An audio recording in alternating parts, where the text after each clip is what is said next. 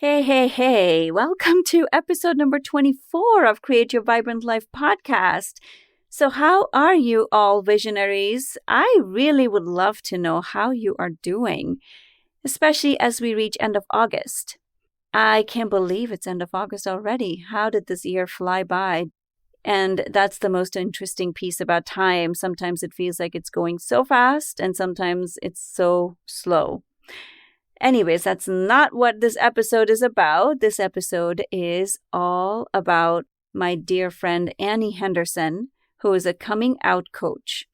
And today's episode is very special because I love bringing people onto my podcast. But here's the thing that you may or may not know this about me.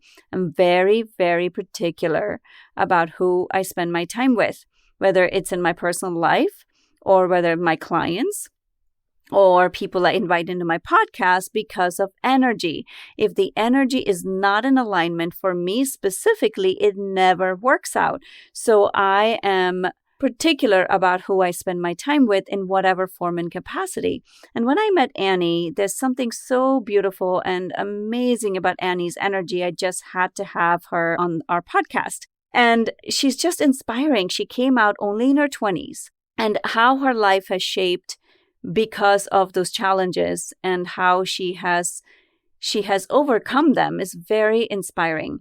So if you are, the other reason that I often have very inspiring visionaries on my podcast is because when we witness someone else's transformation, it almost gives us silent permission to do the things that we have held ourselves back, doesn't it? Not that you need anybody's permission, but there's something about watching someone else or hearing what they have overcome, and that gives you permission. That almost opens up some doors inside. And what I love about Annie is she's so open and so incredible in sharing her story. And the people that she works with right now, especially families, she works with families of LGBT queer families and supporting them in and out. That's just incredible. She also has an amazing Facebook group, which I'm going to put in the show notes. So you're welcome to join that. It's not only for people who are in that community, but also for supporters of LGBT queer. So it's really, really special.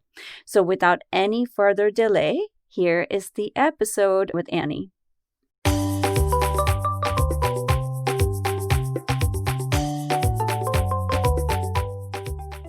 Welcome to the Create Your Vibrant Life podcast. If you are the type of person who's a visionary, who wants more from life, who has high dreams and aspirations, wants to evolve spiritually and impact the world, and in the meantime, have time and energy to do the things that are important to you, then whatever you do, tune into this podcast every week. I'm your host, Padma Ali. I help stressed out overachievers find clarity and awaken to their highest potential using my unique NEW, New You Blueprint. I combine neuropsychology, energy healing, and wisdom to create long-lasting changes, and that's what I bring to you in this podcast. I've had a successful career in the field of psychology for over 20 plus years, along with extensive training and experience in ancient healing practices, which I now bring to my coaching work with my clients. And that's what inspired me to do this podcast, to bring this knowledge and wisdom to the world. So I'm incredibly grateful for you to be a part of this journey with me, and I'm so excited to serve you. So welcome.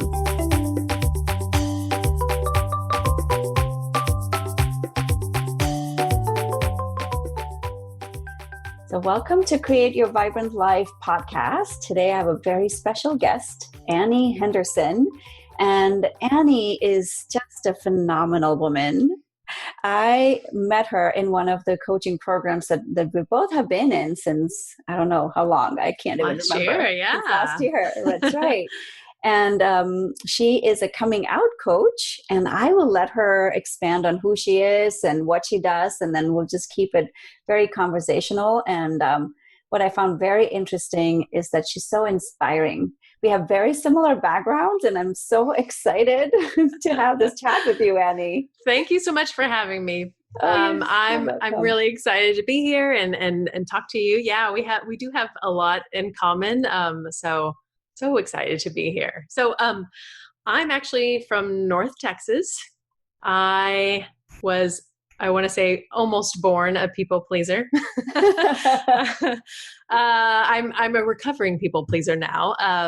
And I have been through, I don't know if you know this about me, but I was, as a people pleaser, I got married at 19. And then following that train of thought was, I was asked not to go away to college. So I was like, okay, because that's what a people pleaser does. They avoid conflict and just to go along, make things nice and smooth. I had my daughter when I was 26. And during that time, I went to school. And as we talked about, program and more certifications. So by the time I was 30, I had 3 master's degrees that I'm not necessarily using right now, which I think is pretty cool as well, that, you can be on a path. And I recently did a post about this where, I was married, I had a kid, we built a house, I had my master's degree, I had a great career. And then I stopped and said, this is not for me. This is my people pleaser life. So tell me more about that, because what you're sharing, Annie, is a lot of my client stories as well. Yeah. Like they just kind of go with what's expected of them. Exactly. And then suddenly there's like this waking up moment and going, I don't want to live this life anymore. This is not me. I don't even know who I am. And it sounds like it was a waking up moment. So can you tell us a little bit more about that? Yeah. And it sounds like it was like all at once, but it wasn't. There was definitely some gradual pieces. But what it makes me think of is that when I was younger, I would always hear about people having a midlife crisis, right? Men buying these fancy cars and stuff. And then I'm realizing maybe it's not like a midlife crisis. Maybe this is just where we get to the age where we're like done with the shit. And we're like, oh, like I don't have to do all those. I can be happy and do what I want. Yeah, that's what I want. So I feel like it's almost like a rite of passage. Once you hit the midlife crisis, that's when you're done with living your life the way other people wanted you to. So I lived as straight up until my mid-20s.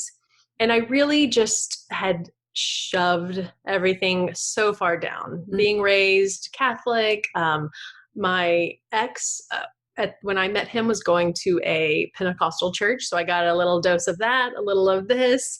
And of course, everywhere I went, even my friends like Baptist church, the message was the same. If you're gay, you're going to hell. So I'm, at being a people pleaser, I shove it down as far as it can go and just pretty much had myself convinced. And when I would talk to other people that were married, they'd be like, no, that's just marriage. It's just not that good. Sex isn't that good. Right. And, wow. Yes. and because I was great at people pleasing, I could get along with anybody. So we were married 7 years. We didn't really fight. I could have, been like a lot of people that say, I have a daughter now. I'm just going to stay in this until my kid graduates. Yeah. Until they leave the nest. And I was like, by then I will probably not be very happy.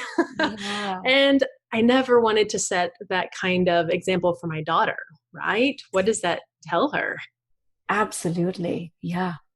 Like that would be, I don't want to say like, I admit I lived a lie for a long time, but once you're aware, right? Once you know and you're woke, once you're woke, you can make better choices and better decisions and live happier. I could have lived like that probably forever, but I wouldn't have been happy. I wouldn't have been living authentically, which is what I do now is helping people live authentically, whether it's an LGBT community or the families, right? Because as the LGBT community is getting to be more and more accepted and supported, the younger generation, they're starting to come out of the closet a little younger, right? I know some 5-year-olds, some elementary kiddos, where before that was unheard of. You just tell them, no, you're not. And then it goes back, and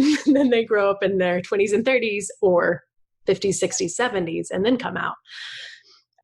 So now it's also working with families to say, oh, how can I be a better parent for my child who knows themselves enough and feels safe enough that they are ready to come out and live who they're meant to be.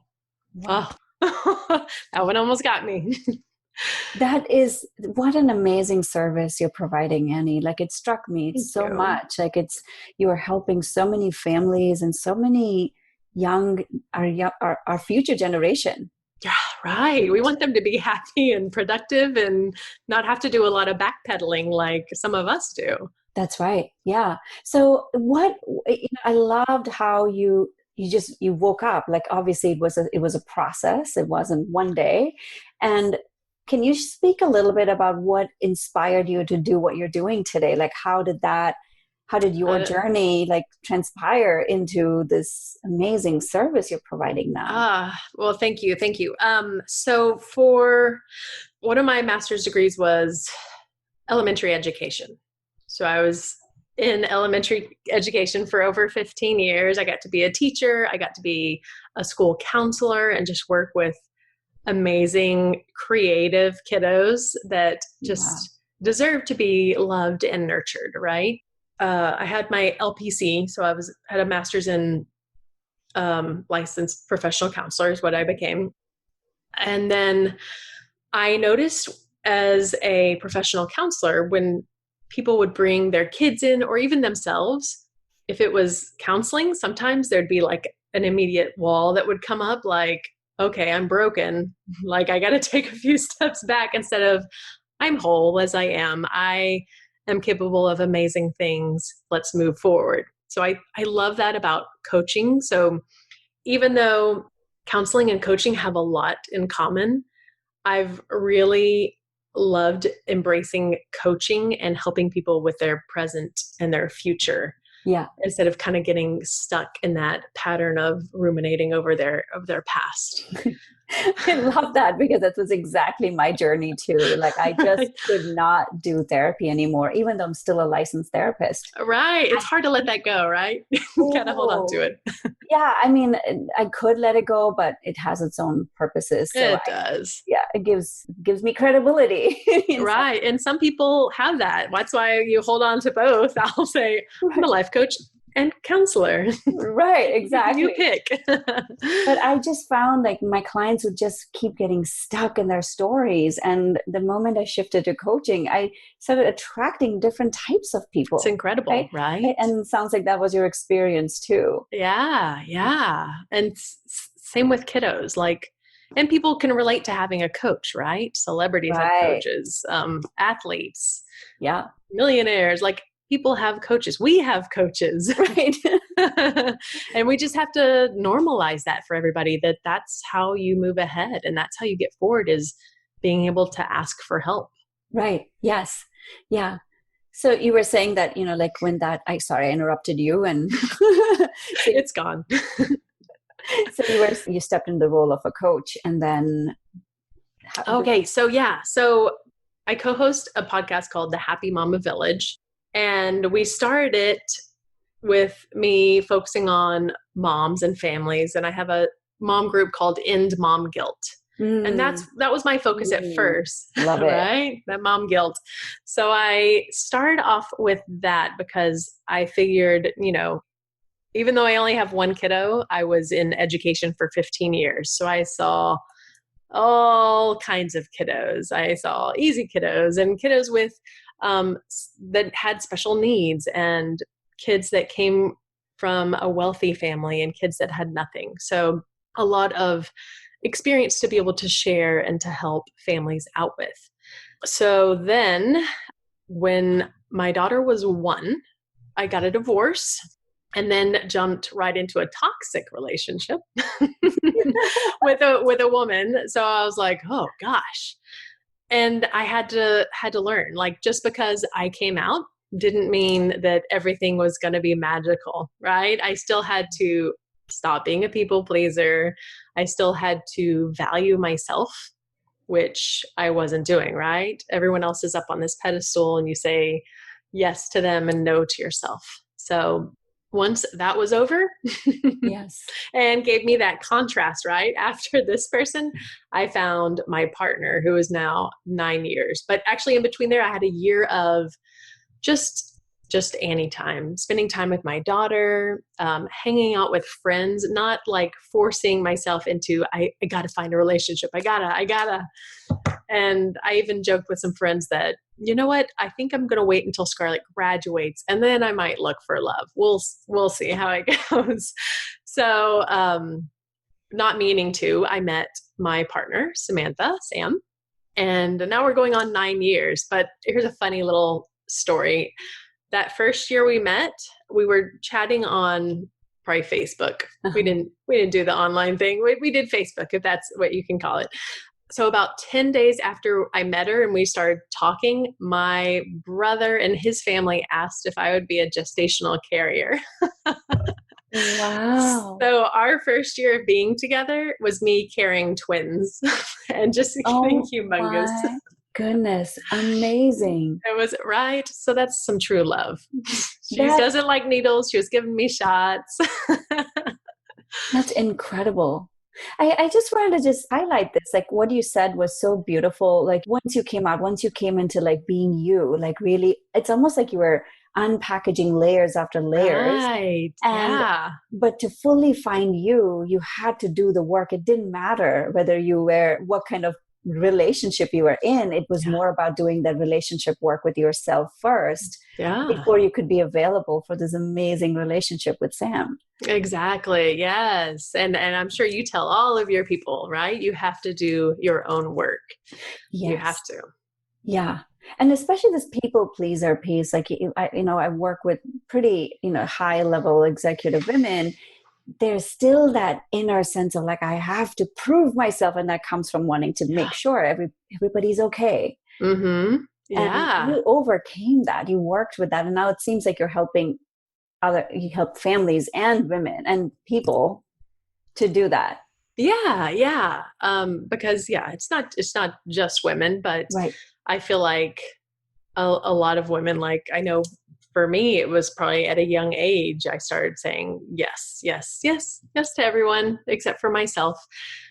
So being able to live authentically. And I'm sure you've read this book, but I've just got to mention it. The 4 Agreements. Oh my goodness. Yes.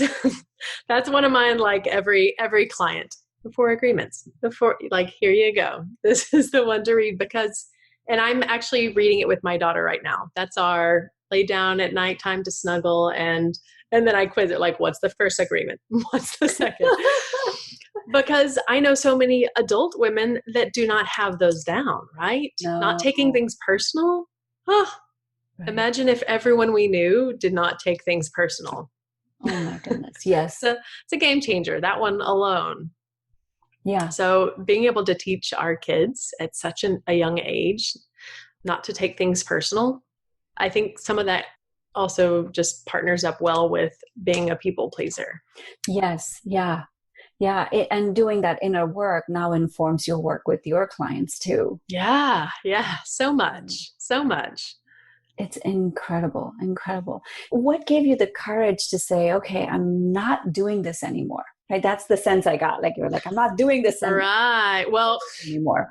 Which one? So there's the family life and and people pleasing in general. I'm still recovering, right? Every once in a while I can slip back into little pieces of it. But with the first step of not people pleasing was getting a divorce. That was the first step, which is hard, right? No one wants to do that, especially when your kiddo's 1 year old. You don't want to say, okay, this isn't happening. Because for everyone else on the outside, it looked like a perfect marriage. We got along. We had a beautiful daughter. We had a new house built. We're doing all of the steps. We were checking it off. I did this. I did this. I should be happy. But that wasn't there. So, and like I said, it had been 7 years. So it wasn't like I got married and I was like, oh, this isn't working. It was me probably battling myself for years going, oh, like, and not really, I probably still didn't get it. And what's funny is going through all of that education, you would think with getting my master's in counseling, right? Getting a bachelor's in psychology, doing all of that learning, you would think we would come out and be like, I know it. I know it all. I've got a good grasp on it. But what's odd is it wasn't until I got into being an entrepreneur, where we start doing that mindset work, which somehow was completely different in my mind. And some of it I'm sure came with age, right? But an experience, but doing that mindset work and just digging in deep and seeing what do I want to teach my own kiddo. That was a huge part of it. Is when I was married, I could live this way, but do I want to set that example for my daughter? So I remember growing up and there was a lot of yelling, and I remember talking to one of my friends thinking we were kind of saying, whose parents are going to get a divorce first? We were like, which one? Yours or mine? Yours or mine? And we're just kind of playful about it. But just because it was so obvious that y'all should not be together. Like, I know you're trying to stay in it probably for us, right? So many people think they're doing it for their kids, but it doesn't help their kids. And there's good ways to do it. And now we co-parent just fine. I know so many people fear that, but we do great at co-parenting. It might get a little rocky around the holidays, right? But for the most part, he and his family adore my partner, and we all get along and we go to sporting events, and it can work out. So we tend to all have that worst case scenario in our head where like, nope, I can't come out because I'll lose my family, I'll lose my church, I'll lose my friends. And it's so different. Yeah. Once you get on the other side, I wish you could, oh gosh. Have you been on TikTok before? Oh my God, that thing is so, I can't. I tried, but I can't. So there's counselors and life coaches on TikTok.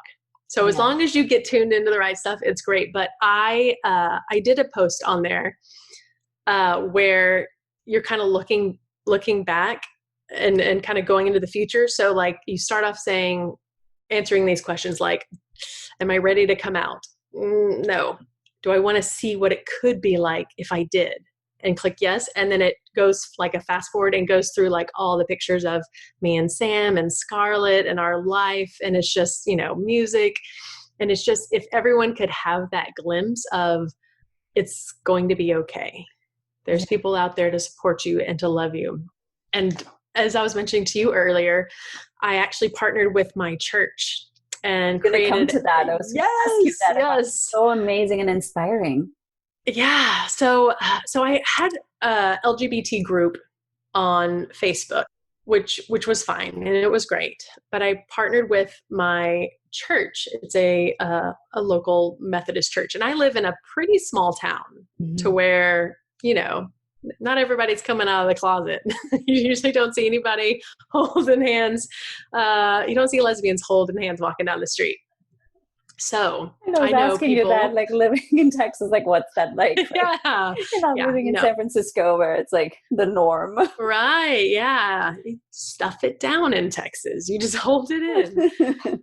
So, and I want everyone to realize that whether it's a coworker or someone in your family or someone in your church, if you go to church, there's someone that that is gay.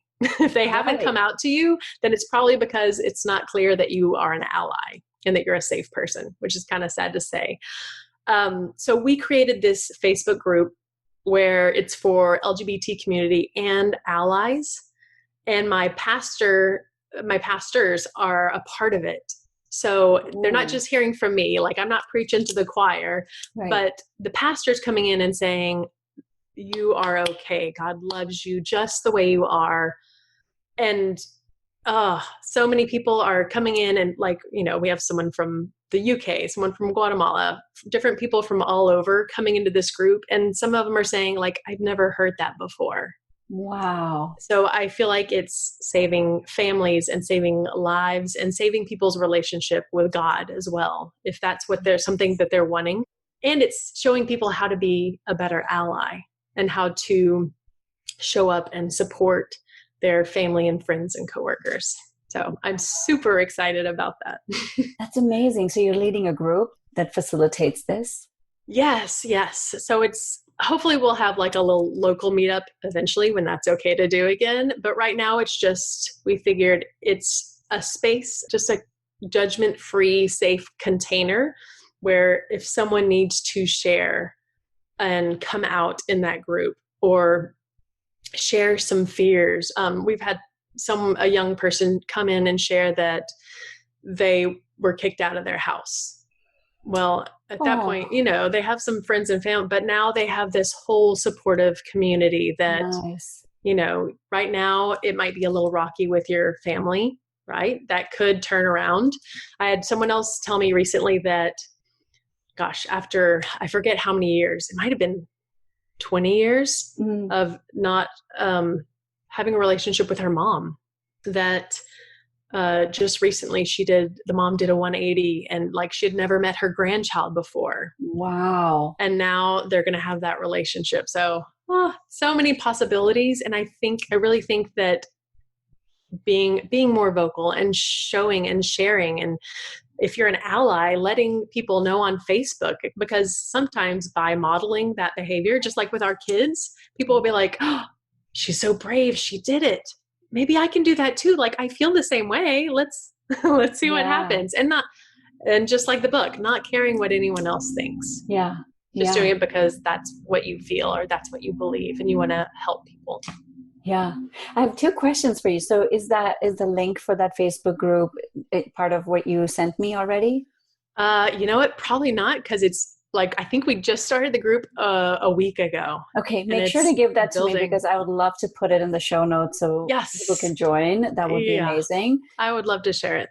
And then our second question, like, what allowed you to integrate spirituality with this? Like something, it's so beautiful. I'm like, so curious about that. Like Yeah. So like I said, in Texas, it's either or, right? And I feel like in most places, you either, are you familiar with Jen Hatmaker? Yes. Okay. So I don't know if you've heard it, but she interviewed her daughter who came out. And Jen, historically in the past, had been known for her Christian writings, right? Mm-hmm. So she interviews her daughter, and I was like, oh, that's so good. So I think just knowing I had a lot of people in my life that were still afraid to come out and wanting to show them and kind of unite all these people that I know. And I knew there would be so many allies, like real allies, not like, oh, you can come in the door, but you're not going to heaven. Not that kind, but like, you're welcome just as you are. We love you. Come on in. Just because I feel like there's a lot of people saying, gay pride, like it's okay. Right. But combining the two. Yeah. And I was seeing some of it on TikTok as well. Like there's a lot of ministers and pastors on there talking about it as well. So it's just, I feel like it's starting to build some momentum, and it's beautiful. And I think it's going to help so many people with maybe not becoming addicted to alcohol or drugs to numb those feelings as they're trying to people please because they can't be who they really are. Right.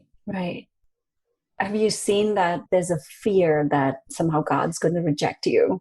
Right. Yeah. Because that's all we were told. We're told that over and over. Oh gosh. Someone recently was telling me that their kiddos went to like a church camp recently, and they loved it. They were loving it. And then the pastor gets into, if you're gay, you're going to hell. And now my God. I know. And then as soon as he said that, they checked out. They're like, no, because oh my gosh, the younger generation is so much wiser and more loving. And the thing is, they already know, like some of them are already coming out and they know their friends and they love their friends and they accept them more than our generation of, we don't know what to do. Right. So because they're already able to see that, oh, that's my friend and they're fine, they're perfect, they're amazing, I'm not going to listen to that pastor. Yes. Speak of that nonsense, which is hard because we were raised so many years and decades one way. So to be able to turn it around is hard. So that's why I'm excited about the group, because we have the pastors in there. We have younger pastors. We have a little bit older pastors. We have everyone sharing. And then there's pastors coming in that aren't in my city. So it's people are just kind of piling in. So come in, share your story, get cozy if you're an ally or part of the family. I love that. I love that you opened it up to the allies as well, because we all, like you said, like every one of us knows someone in our life who is LGBT. So it's like, if, you want to know the right way or to make sure that you're not shutting some doors. Yeah. Just because of something, And so I've started sharing this everywhere I go, just because, and this might just be me, but I, for the longest, would always think, if I haven't heard you specifically sharing in some way that you're ally or supportive, then I automatically assume that you are not, and that you're not a safe person, which is, I'm sure can sting some people because they're like, but I am an ally. I want everyone to know that I love them. But if you're brought up where, you can get fired, safe. It's not safe. So hopefully me sharing that will let some of y'all know that, you know what? I don't know if people do know what I think. Right. In elementary school, we talked about being an upstander or being a bystander. Mm-hmm. And the bystander is the one that stands by and nods their head and kind of watches whether it's good or bad, something's happening. They just never kind of dip their toes in. Right. And an upstander is the one that jumps in and says, no, this isn't right. This is what I believe. Whether you like it or not, this is what I stand for. And I think that's huge, because so many people, like me just doing my my podcast interview about my own coming out story, I had several people reaching out to me. And one of them was like, oh, I wish I had known earlier, because my son was going through this. Oh. So you never know who you're going to help and who you're going to make feel your love and acceptance by just sharing that online. So that's my challenge, if anyone's up for it, to express and let people know, whether it's online or whatever, what you stand for and who you love and who you support. Yeah. Yeah. I lived for many, many years in San Francisco, and now I'm in Boston. So the coastal region somehow feels, it doesn't even cross my mind, right? Like that there's something wrong, or like there's something that's something different. The water, I guess. But like from places like where you're at or other places, like it's not acceptable. Like there is that underlying tone of, oh no, it's not safe. Right. It's still happening. That's what blows my mind. Like, I know. Time and age. Come on, people, wake up. Yes. Like, when are you going to it really bothers me. But, and that's why we need people like you. What I loved when I was, researching your background and all that was the family aspect. When you make a change in the family, like it impacts whole societies, right? Like it just, everything changes. So much of our life is spent on wanting our parents' approval, right? When you're a kid, I'm just thinking about it that way. And you're helping families with that transition and helping support even their thinking, if their thinking is old school, bringing them on board. Yeah, definitely. And we can all, and just like that mom I just mentioned, right? It's been years and even maybe decades. And now she's beginning to shift. My beautiful, wonderful grandmother, she just passed away this year, but she was 99, and she would give my partner the biggest hugs, right? She was born in 1920. She's been through it all. And she was from an even smaller town. So if she can love and if she can adapt and learn and grow and change as things change, then anybody can. We can all do it. Yes. Just being open.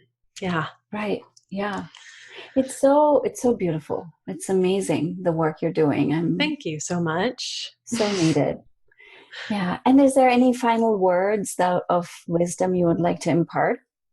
Oh, goodness. So this is one that I have on my In Mom Guilt site, but I think it's powerful, whether you have a family or not. It's when you thrive, your family thrives. So that's just like me. If I would have stayed stuck in my people-pleasing mode and not living authentically, then it probably would have affected my daughter, right? Yes. It would have affected any future relationships I would have had. So until I did my own work and grew and really dug deep, once I did that, I'm proud to say my daughter is past where I was at her age. Like she's so much further along. She is. I'm just impressed. She's not a people pleaser. I will say that.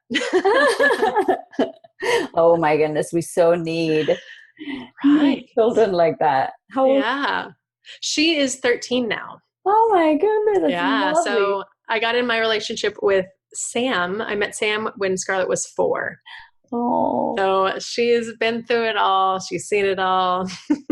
She's been a part of the gestational carrier story. That's beautiful. And she's just such a strong kiddo. And she's there for her friends that are anxious or perfectionists. She's just kind of a really mellow kiddo. Oh, that speaks volumes on how you both are raising her. Oh, thank you. I hope so. Yeah. I hope so.